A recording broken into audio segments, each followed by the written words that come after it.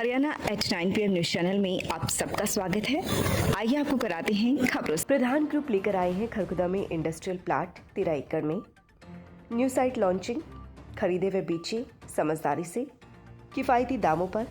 Size 450, 550, 650 व 807 वर्ग metre सहित बड़े प्लाट उपलब्ध।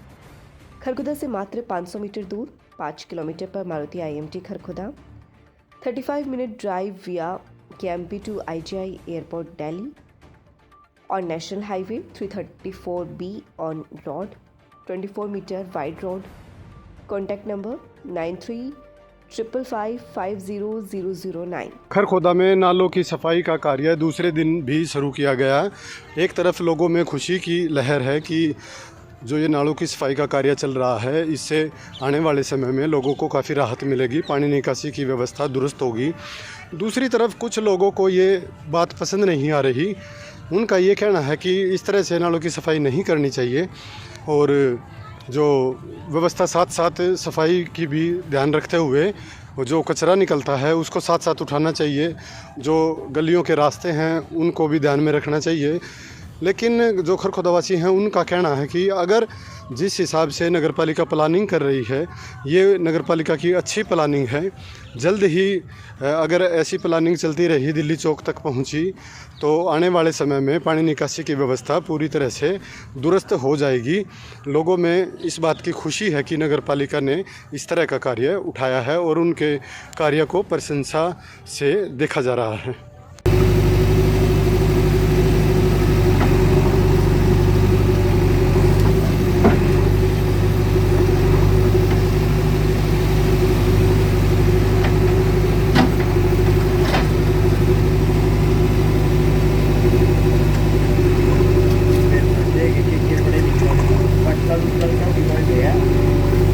रोड पर जो दुकानदार है और जो मकान मालिक है वो इकट्ठे होकर नगरपालिका सचिव से मिले थे और नगरपालिका के द्वारा जो नाला तोड़ने की कार्रवाई की जा रही है उसके प्रति सभी शहरवासी खुश हैं और उनका आभार व्यक्त किया इस चीज़ के लिए कि उन्होंने नालों की सफाई के लिए एक कठोर कदम उठाया है।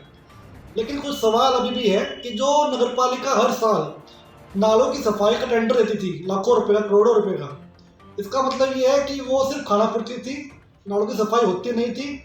तो उन ठेकेदारों पर क्या कार्रवाई की जाएगी, इसका जवाब नगरपालिका को देना चाहिए। नंबर 2, जो नाले तोड़े जा रहे हैं उन नालों के ऊपर जो स्लैब थी, जो भी था, मलबा था, उस मलबे को दुकानदारों का कहना है कि जो मलबा है वो साथ के साथ नगरपालिका ट्रैक्टर के माध्यम से, ट्रेली के माध्यम से उसको वहाँ से उठवाए और कहीं और दूसरी जगह पर गिरवाए।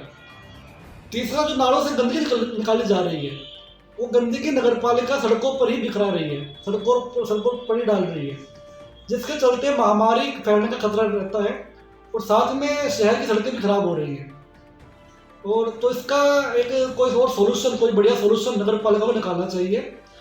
नंबर 4, जो गलियाँ हैं, जो जिन गलियों के सामने से जो गलियों के सामने से जो नालों का जो लेंटर था वो खाड़ दिया गया है, वो तोड़ दिया गया है, तो वहाँ पे आने जाने में लोगों को दिक्कत हो रही है।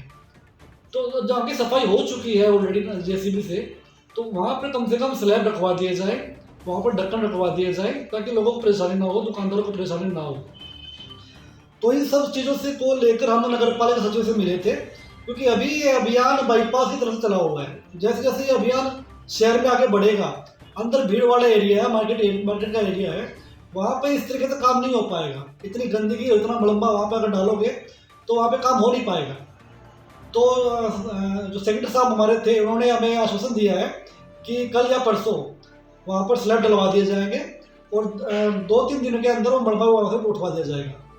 इसके लिए हम सभी शहरवासियों के आभारी हैं और जो सफाई अभियान चलाया जा रहा है उसके लिए हम नगरपालिका के साथ हैं। सोनीपत जिला परिषद चेयरमैन जो मोनिका दहिया जी हैं, उन्होंने आज गोपालपुर गांव का दौरा किया और जो भाजपा सरकार की कल्याणकारी नीतियां हैं उनके बारे में गांव में चर्चा की। ग्रामीणों से अपील की कि इन योजनाओं का ज़्यादा से ज़्यादा लाभ लें।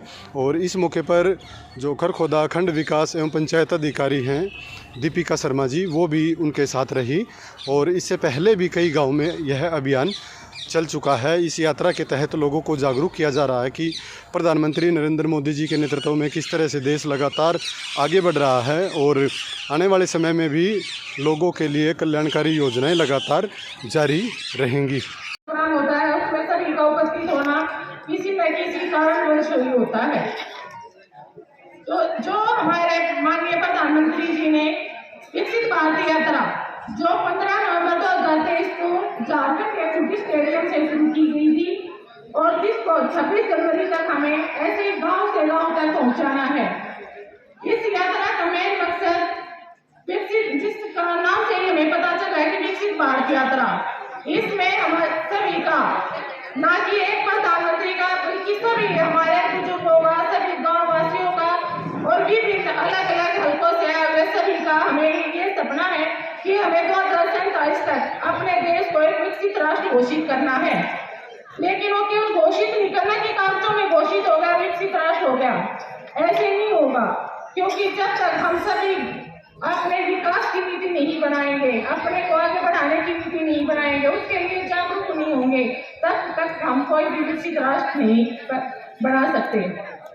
देखिए, आज हमारा यहाँ पर आना काम मेरा मकसद है कि जो अंतिम श्रेणी में व्यक्ति खड़ा है, सरकार जो योजनाएं उनके लिए चला रखी है, हम उनको उन तक पहुँचा सकें। उम्र के हिसाब से जो सफ़ेद मोतिया होता है उसका इलाज होता है, हम आँखों में ऑपरेशन करते हैं, लेज़र मशीन से ऑपरेशन होता है, आँखों के अंदर से हम सफ़ेद मोतिया निकाल देते हैं और उसके बाद आँखों के अंदर हम एक लेंस बिठा देते हैं। उस लेंस से मरीज़ का ऑलमोस्ट दूर का विज़न नॉर्मल हो जाता है, बट नज़दीक के लिए उनको चश्मा लगाना पड़ सकता है।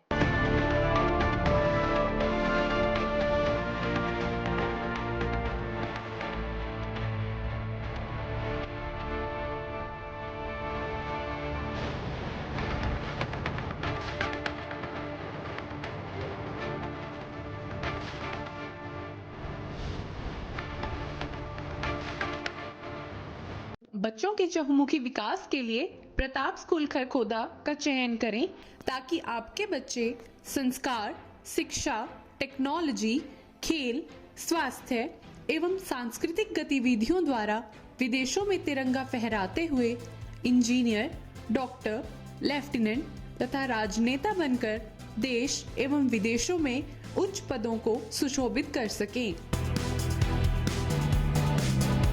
लगातार खबरों से बनी रहने के लिए चैनल को लाइक, सब्सक्राइब और शेयर जरूर करें। धन्यवाद।